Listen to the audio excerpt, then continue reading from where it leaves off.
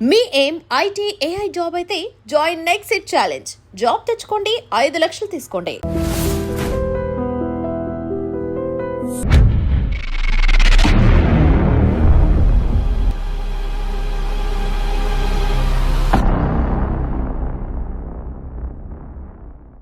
Welcome to lights ఆప్. సాయికృష్ణ గారు నమస్తే. నమస్తే అండి. సో ఆర్ సాయికృష్ణ గారు రిటైర్డ్ అడిషనల్ ఎస్పీ, తర్వాత ప్రస్తుతం వికారాబాద్ కోర్టులో అడ్వకేట్. రైట్. ఇప్పుడు జనరల్గా ప్రతి పోలీస్ స్టేషన్కి అందరూ వెళ్ళరండి. పబ్లిక్లో ఎవరికైతే అన్యాయం జరిగిందో వాళ్ళు మాత్రమే పోలీస్ స్టేషన్కి వెళ్తారు తప్ప 100% పోలీస్ స్టేషన్కి వెళ్ళే అవకాశం లేదు. ఒక 10%, 15% అవకాశం ఉంటుంది. అంటే వాళ్ళ ఇంట్లో కొట్లాడి జరిగినో, లేదా ఆయనకి ఏదో వ్యక్తిగతంగా దాడులు జరిగినో, లేదో ఆస్తి తగాదాలో, లేదా ఇంకొక నష్టం కష్టం జరిగితే వెళ్తుంటారు. అటువంటి వెళ్ళినప్పుడు ఆ పోలీస్ స్టేషన్కి వెళ్తే కంప్లైంట్ ఎలా రాయాలో కూడా చాలామంది తెలియదు. ముందు టు ద SHO అని కానీ, లేదా ఆ పోలీస్ స్టేషన్ పేరు కానీ, లేదా అటువంటి అంటే కొంచెం చదువుకునే వాళ్ళు తెలుసుండొచ్చేమో, కానీ నాకు తెలిసి సాధారణంగా చదువుకునే వాళ్ళు కూడా తెలియదు. ఎందుకంటే కంప్లైంట్ రాసినప్పుడు ఎవరికి అడ్రస్ చేసి రాయాలి ముందు, తర్వాత మన గురించి ముందు మన ఏజ్ గ్రూపు, మన వృత్తి, మన ప్రవృత్తి, మన నివాసం ఇవన్నీ కూడా రాసుకొని వచ్చి తర్వాత సబ్జెక్టు ఇవన్నీ రాయాలనేది కూడా చాలామంది తెలియదు. ఆ విధంగా అవగాహన లేని వాళ్ళకి, లేదా తెలుసుకోవాలనుకునే వాళ్ళకి ఫస్ట్ ఒక కేసు గురించి పోలీస్ స్టేషన్కి వెళ్తే వాళ్ళు ఏ విధంగా కంప్లైంట్ రాయాలనేది మీకు ఫస్ట్ క్వశ్చన్ అండి. ఆ క్వశ్చన్లో ఒక వ్యక్తి తన ఇంటిని అద్దెకిచ్చారు. అద్దెకిచ్చిన తర్వాత అద్దె ఇవ్వట్లేదు, ఖాళీ చేయట్లేదు. ఖాళీ చేయమని అంటే నువ్వు ఎవడో చెప్పుకుంటావో చెప్పుకో అంటూ బెదిరిస్తుంటాడు. అటువంటి పరిస్థితులు వచ్చినప్పుడు అటువంటి సామాన్యుడు పోలీస్ స్టేషన్కి వెళ్తే కంప్లైంట్ ఏ విధంగా రాయాలి? ఇప్పుడు ఫస్ట్ కంప్లైంట్ FIR అంటే ఏదో తెలుసుకోవాలి. FIR అంటే ఫస్ట్ ఇన్ఫర్మేషన్ రిపోర్ట్.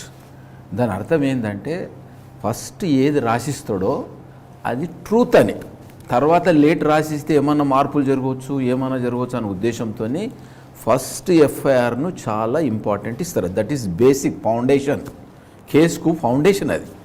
అయితే అందులో ఏముంటుందంటే ఇంపార్టెంట్ ఏముంటుందంటే అఫెన్స్ ఎప్పుడు జరిగింది, ఏ టైంలో జరిగింది, ఎక్కడ జరిగింది, ఎందుకు జరిగింది, ఈ మోటివ్ ఉంటుంది. వాళ్ళు నేరస్తుడు ఏమన్నాడు, కొట్టిండా తిట్టిండా, ఈ 5-6 పాయింట్స్ ఏమవుతున్నాయో ఈ పాయింట్స్లోనే అందులో రాయబడతాయి. మొత్తం డీటెయిల్ కూడా రాయవలసిన అవసరం లేదు.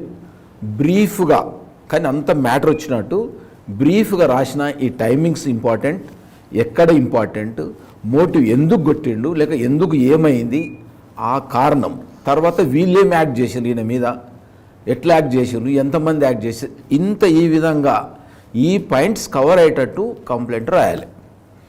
ఏమవుతుందంటే చాలామందికి రాయడానికి తెలియక కన్ఫ్యూజ్ అయిపోయి ఏమేమి చేసి పోలీస్ స్టేషన్కి పోతారు. పోలీస్ స్టేషన్లో ఏమంటారు, ఏమైందో రాసి ఇవ్వ అంటారు. ఓ పేపర్ కూడా ఇస్తారు, వీళ్ళు రాస్తారు. రాసిన తర్వాత ఏమవుతుందంటే అందులో మనం ఏవైతే సెక్షన్లు పెట్టదలుచుకున్నామో అటువంటి ఇంగ్రీడియంట్స్ ఉండవు. కొన్ని ప్లేస్లల్లో అవి రాయబడదు వాళ్ళకి తెలియక. అప్పుడు ఏం చేస్తాడంటే అక్కడ రైటర్ కానీ హెడ్ కానిస్టేబుల్ కానీ ఎవరొకరు కూర్చొని అట్లా కాదయ్యా ఇట్లా అయింది కదా, ఈ పాయింట్స్ చెప్తా, ఇప్పుడు నేనైతే చెప్పినో ఆ పాయింట్స్ కవర్ చేసుకుంటూ రాసుకుంటూ ఏ సెక్షన్లు వస్తాయని కూడా ఇన్వాల్వ్ చేసి ఆ విధంగా కంప్లైంట్ రాపిస్తారు. దానికి సాక్షులు ఎవరైనా కూడా రాయాల్సి వస్తుంది. సాక్షులు లేకుంటే నో ప్రాబ్లం, సాక్షులని కూడా వీళ్ళు చూశారు, వీళ్ళు ఐ విట్నెస్లు అని కూడా అలా మెన్షన్ చేయాల్సి వస్తుంది ఫ్యాక్ట్స్లో. ఇటువంటి అప్పుడు వాళ్ళు ఆ విధంగా రాపిచ్చేసి FIR చేస్తారు. కొన్ని సందర్భంలో కొంతమంది అతి ఉత్సవము లేక ఏమను మాకేమైంది మీరు ఎట్లా రాసిండు అంటే ఎట్లా రాసిస్తే అట్లా తీసుకొని అది ఏ సూటబుల్ అవుతుందో, పెట్టి కేసు అవుతుందా, చిన్న కేసు అవుతుందా, అసలు కేసు కాదా, సివిల్ మ్యాటర్ అని అయ్యా ఇట్లా ఉందని అవసరమైతే రాసిస్తారు. ఇంకోటి ఏంటంటే మనం కంప్లైంట్ ఇచ్చినప్పుడు పోలీస్ ఆఫీసర్ రిసిప్ట్ ఇవ్వాలి. లేకపోతే మనం రాసిన దానికి ఏదైతే ఉంటుందో దాని మీద ఎండార్స్మెంట్ చేయాలి, స్టాంప్ కొట్టి ఇవ్వాలి. ఇది స్టాండింగ్ ఆర్డర్స్ ఉన్నాయి, కానీ కొంతమంది ఇస్తున్నారు, కొంతమంది ఇవ్వడం లేదు. ఎందుకు ఇవ్వడం లేదంటే ఇస్తే మా మీద రెస్పాన్సిబిలిటీ వస్తుంది, రేపు వీడియో చేస్తాడు, వీడియో కంప్లైంట్ ఇస్తారు ఆఫీసర్కు, నేను సస్పెండ్ కావాల్సి వస్తాను, ఎందుకని కేసు పెడుతున్నావు కదా పో అంటారు. వాళ్ళు అటు వెళ్ళిపోతారు. పోయిన తర్వాత ఇక్కడ కేసు కాదు ఏం కాదు, పరిశ్రమలో ఉంటారు.